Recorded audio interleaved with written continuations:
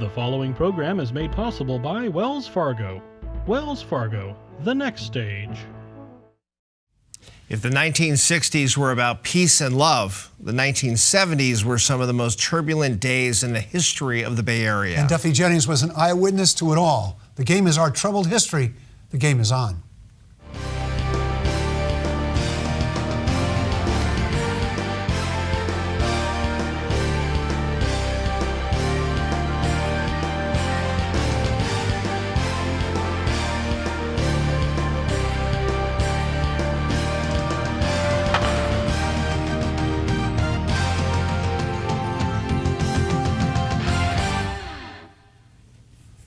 Hi, I'm Kevin Mullen. And I'm Mark Simon. Welcome to the game.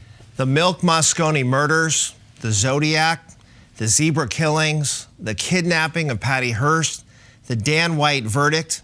For anyone who lived in the Bay Area during the 1970s, it is remembered as a decade of violence, turmoil, and even fear.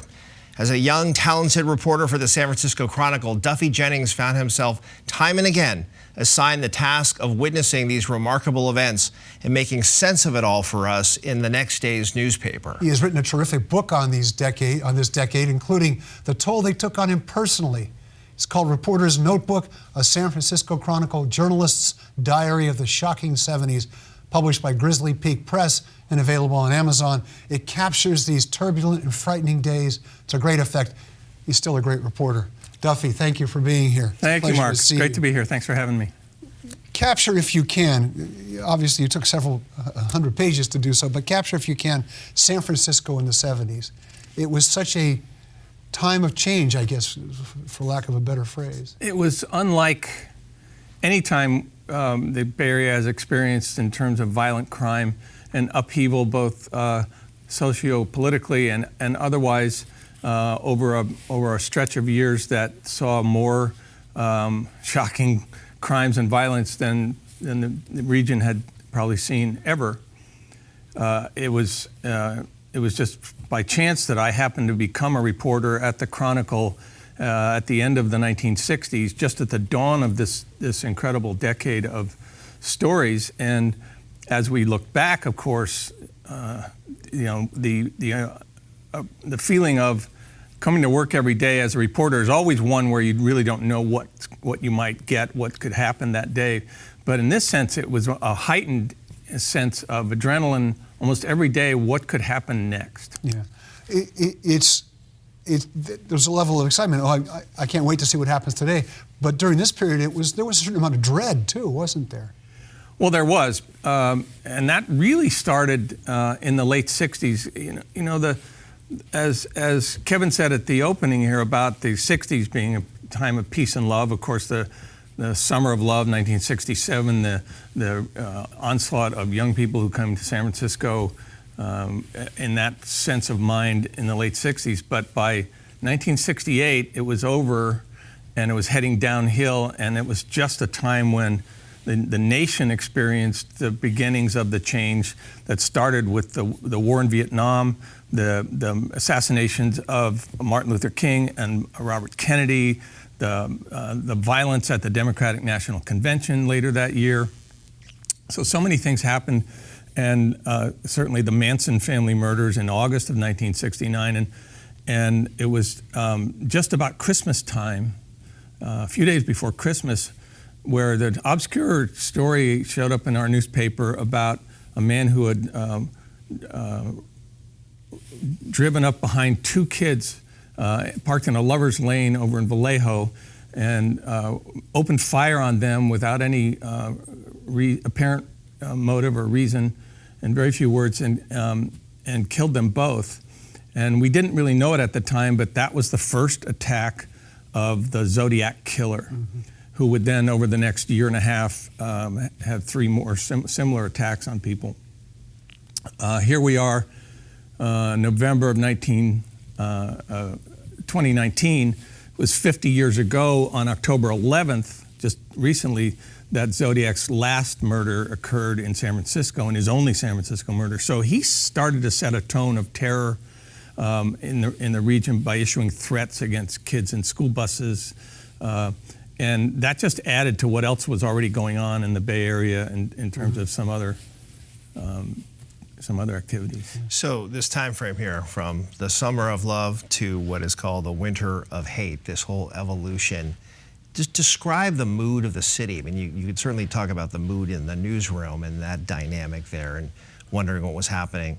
But in terms of just the average resident of San Francisco, what was the tone and the tenor and the feel of the city in this dark period? Well, so the changes that started to come with things like anti-Vietnam War protests and Huey Newton and the Black Panthers' civil rights, women's rights, gay rights, all of this started to emerge in the early 70s here.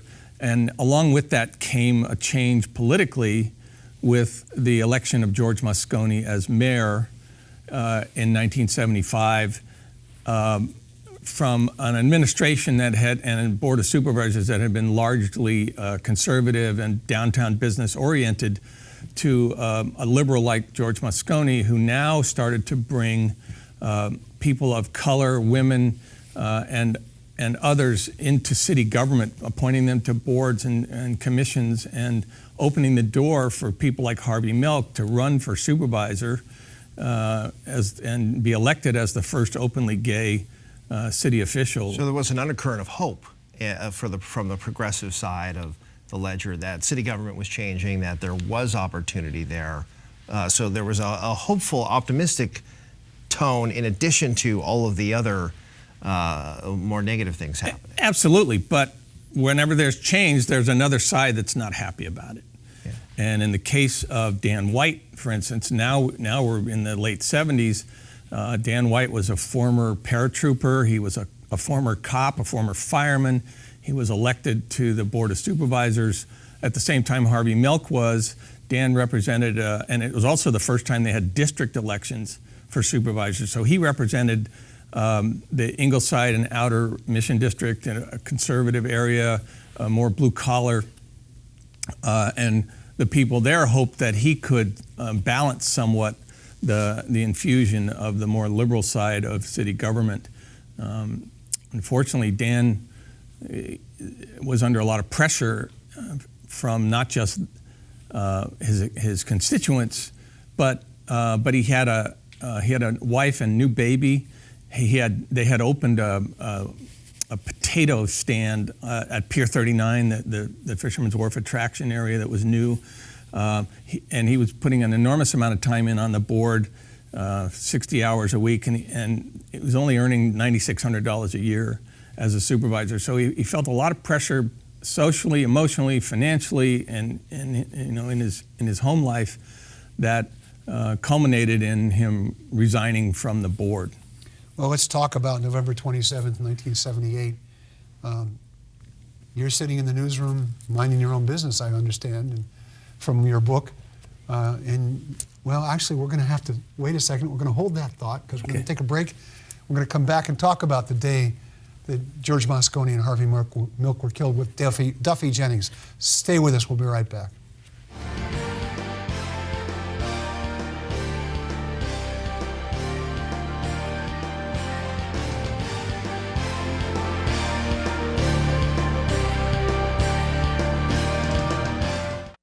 It's been over 150 years since Wells Fargo first opened for business. Since then, we've enjoyed your community support, and we're passionate about returning it. Every day, Wells Fargo team members roll up their sleeves and donate their time to organizations and charitable groups throughout the Bay Area. Nationally, we've committed even more. In just the past 2 years alone, we've donated over $70 million to support schools and educational programs. It's a commitment we're proud of. Wells Fargo, the next stage.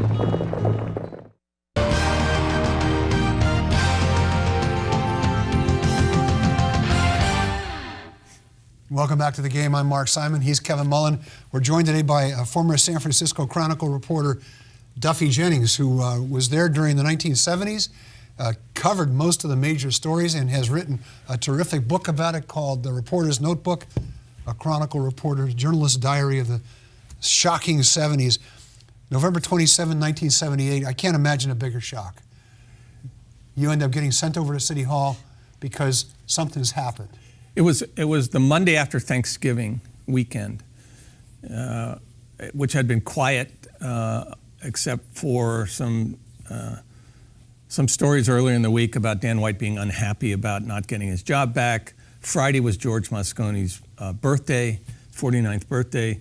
Expected a routine Monday, slow week, maybe shopping stories about Christmas. And I'm sitting at my desk there waiting for an assignment of some kind. That's how a general assignment reporter worked. You came in every day and you didn't know what you were going to do. Somebody would say, hey, this is happening, go check it out. That's right. Unlike courts, education, City Hall, other people have beats that they do every day. The general assignment reporters are just there for that purpose. And I suddenly hear the city editor, the assistant city editor, calling my name to come up to the desk, and he said he'd just gotten off the phone with the police reporter we had down at the Hall of Justice, who was listening to the police radio, and said there'd been a report of a shooting at City Hall. We need you to get up there right away. And I said, all right. I grabbed my notebook, which I had with me and still have to this day. I went with a photographer named Clem Albers, who'd been in the paper so long that he had covered stories with my father in the 1930s. He was already 75 years old, but he moved like a cat, and he was as good as they come with a camera. We drove up to City Hall. There were police cars coming from everywhere, sirens, screeching cars. People were pouring out of the building. Really didn't have much information other than that there had been shots fired in the building. And so we flashed our credentials and went into the building and ran upstairs to the mayor's office, where we had heard that reportedly the shots had been heard. And we were blocked from entrance by very stern-faced cops. There's several doors to get into the mayor's office. Couldn't get through any of them. Reporters were scrambling around asking for Mel Wax, the mayor's press secretary, who was unavailable, hoping we could get some reports and some information. It was very chaotic. When you don't know what's going on, when cops won't answer your questions, and they're more stern-faced and nervous-looking than I had ever seen them after 10 years of covering crime in San Francisco. It was weird, and it was scary. You knew this was something huge just by the tone of that. Yes, because even as we were on our way up there, we heard that shots had also been fired on the supervisor's side of the building, and so nobody quite knew what to make of it.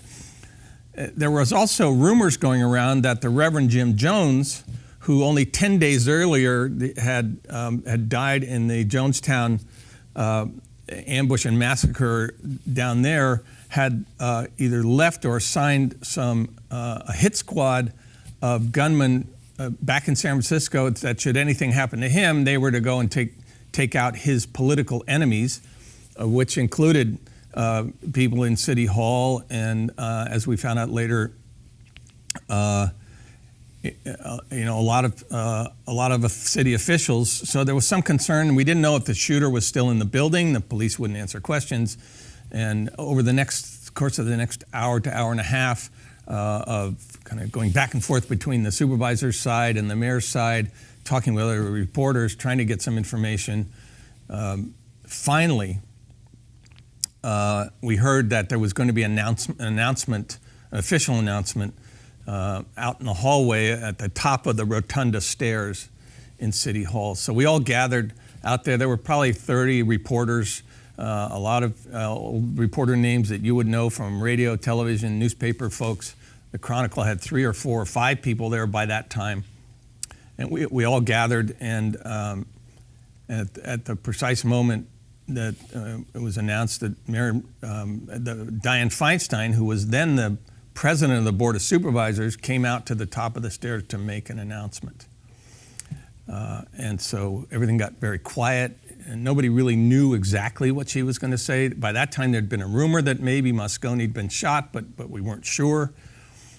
And she stood there and made what is now sort of her famous announcement, which you can see on YouTube today, with a look of horror on her face and just a very still look, kind of staring straight out, and announcing officially that Mayor Moscone and Harvey Milk had both been shot and killed, and that the suspect was Supervisor Dan White. Holy smoke.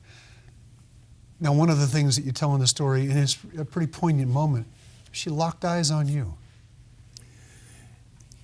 This is true, and what's odd, Mark, at the time I didn't really realize that was what was happening, because we were all in a group as reporters.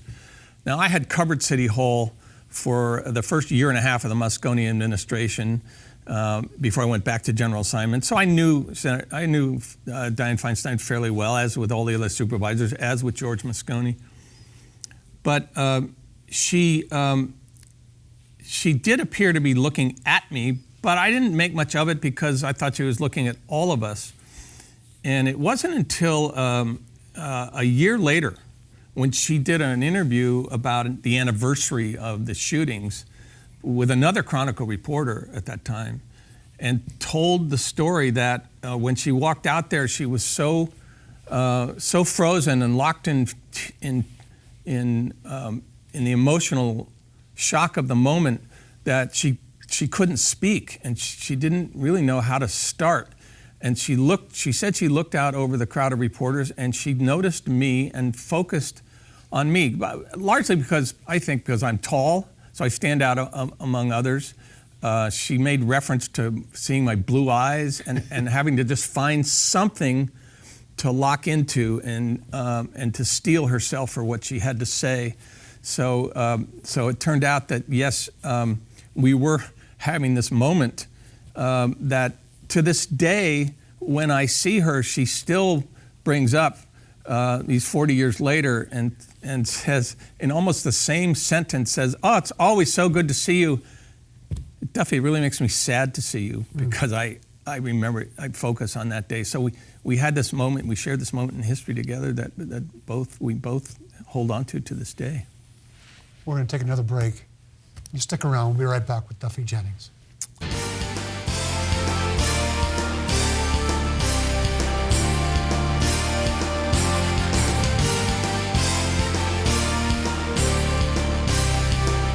It's been over 150 years since Wells Fargo first opened for business. Since then, we've enjoyed your community support, and we're passionate about returning it.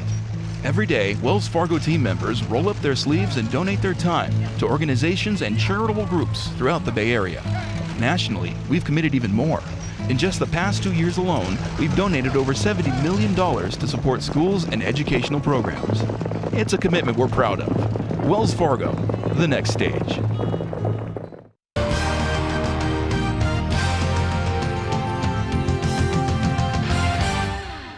Welcome back to the game. I'm Mark Simon. He's Kevin Mullen. We're talking today with Duffy Jennings, author of Reporter's Notebook, a San Francisco Chronicle journalist's diary of the shocking 70s. We're barely scratching the surface of what has happened in his life covering the 70s. So my best advice is get the book, because it's really a good chronicle, no pun intended, of those times. And as time passes, you forget just how much was going on. We talked about the shootings. We don't really have time to get into Dan White's verdict and the White Night riots that came from that. You covered the Zodiac killings, and you mentioned him at the top of the show. What's your sense of that as an event? I mean, because one of the things you can't quite describe to people is how much this terrorized everybody, because you couldn't tell what might happen next. In one of his early letters, Zodiac threatened to shoot kids coming out of a school bus. And at the paper, that's a very difficult decision editorially. Do you print that threat or not? And you have to make a decision what's in the best interest of the public. So they did decide to print it, because obviously if you didn't and something happened and they find out that you knew about it, it would be hell to pay. But it caused a lot of parents to keep their kids out of school, to take them to school themselves, to walk them to and from. So it was a terrifying time, the way he communicated. I was fortunate to kind of work at the knee of Paul Avery, a distinguished crime reporter we had who had covered much of the Zodiac case and helped him later on with it. And then after he left the paper, kind of took over what was left from there. But the Zodiac is a cold case and still is. And to give you a sense of that, here I am. I left the newspaper in 1980. I still get several emails or phone calls a year from people saying they know who it is. I need to track this information down. They call the police. No one will talk to them. Everyone wants to know who Zodiac was.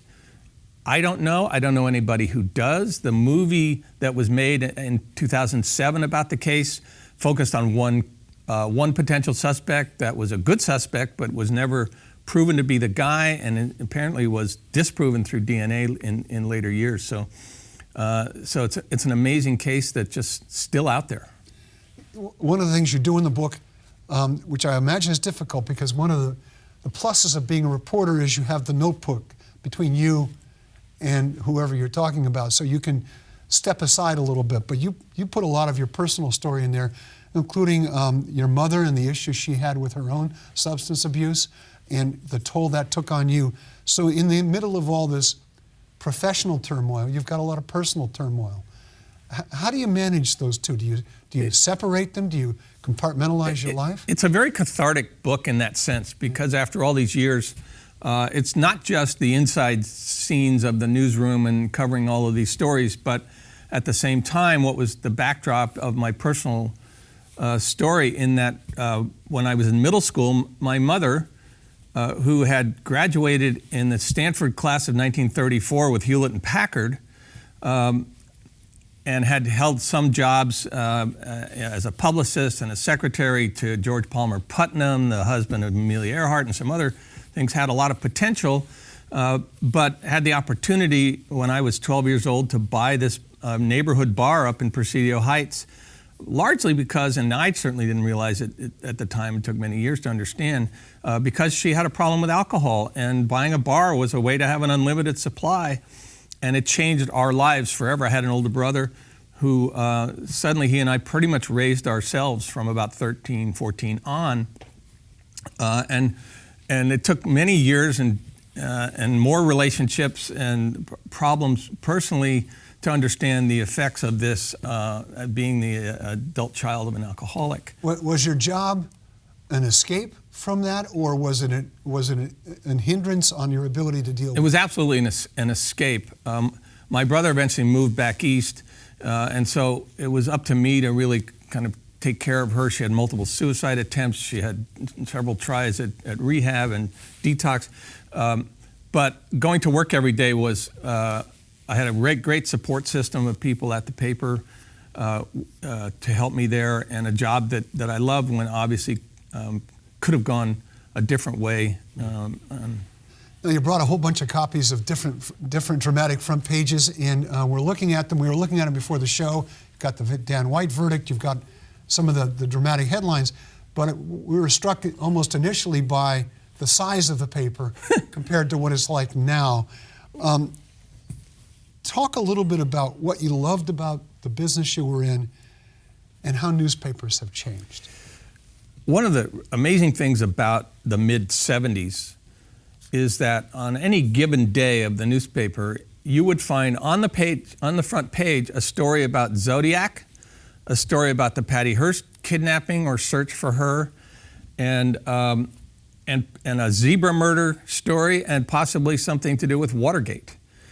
So the nation was in turmoil, and we were undergoing all this violence here locally. So the newspaper was the king of news in that time. Of course, we had no social media, you had no internet. The radio stations provided sort of short hourly reports, but otherwise people got their news from the daily paper delivered to their front doorstep, or maybe they'd pick it up at a newsstand somewhere. And so there was a tremendous amount of respect for journalists and for news organizations. The Chronicle was the 9th largest paper in the country at that time. And even though it was derided to a certain extent from the East Coast about the kind of news it covered and the features that it focused on, it could take a good major news story like the verdict on the Dan White trial and give it the attention that it deserved. And of course, I covered this trial and wrote this story as well as the murders themselves. But we had 45 reporters just in the news department of the paper at that time, I think there's probably 12 or 15 now, I'm not sure exactly, but obviously the industry has shriveled and shrunk and is now undergoing this tremendous assault from Washington about its integrity and its honesty, and it's going to be a long time before it recovers. But there was one encouraging note I just read the other day that the so-called failing New York Times has increased its circulation from 3 million before the current administration took over to 4.7 million. We're going to stop. We're going to have to stop on that positive note. The book is Reporter's Notebook, Grizzly Peak Press. It's on Amazon. Kindle version's coming out soon. It's a great read, and it's by a great reporter, Duffy Jennings. Thank you for being with us. Thank you very much for having me. And thank you for being with us. I'm Mark Simon. And I'm Kevin Mullen. Join us next time on The Game.